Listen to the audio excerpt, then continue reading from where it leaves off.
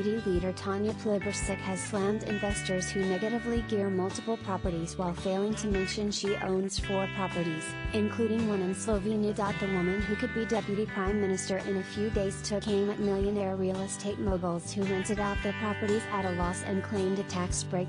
What we really need to do to help first home buyers into the housing market is stop subsidizing people buying their 10th or 20th investment property to compete with first home buyers at every auction that they're attending, she told ABC News Breakfast on Thursday. Ms. Plibersek was defending Labour's plan to scrap negative gearing for existing properties from January 2020, should it win Saturday's election, in a bid to make it easier for young Australians to buy their first home.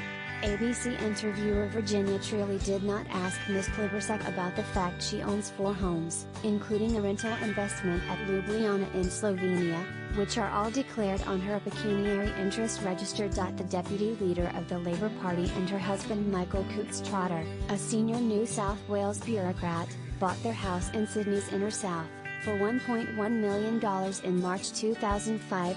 They list this 4-bedroom, older-style home as their main place of residence. The couple also own an apartment in the ritzy Canberra suburb of Kingston, near Lake Burley Griffin. Ms. Plibersek also has a stake in a Carringer flat, in Sydney's Sutherland Shire, which falls within Prime Minister Scott Morrison's Cook electorate.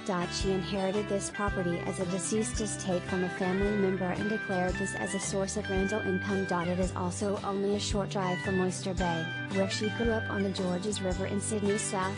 Should Labour win Saturday's election, negative gearing for existing properties will be abolished from January, as the capital gains tax discount for those who sell is halved from 50% to 25%. The opposition estimates this will save taxpayers $32.5 million over the next decade. Ms. Plibersek was also asked about Shadow Treasurer Chris Bowen's remark that as a young home buyer he weathered negative equity, where a borrower owes more than their home is worth as the market falls.